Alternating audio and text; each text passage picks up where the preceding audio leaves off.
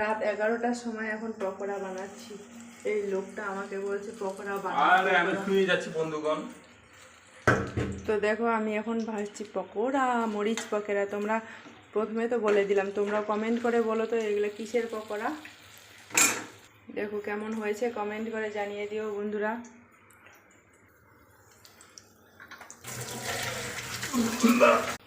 দেখো হয়ে গেল, এখন এখন খাবো। পকোড়াটা কেমন হয়েছে তোমরা কমেন্ট করে জানিয়ে দিও।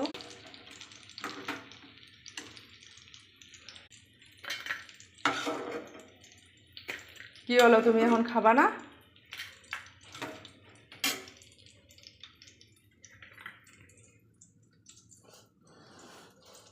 হ্যাঁ, কি হলো?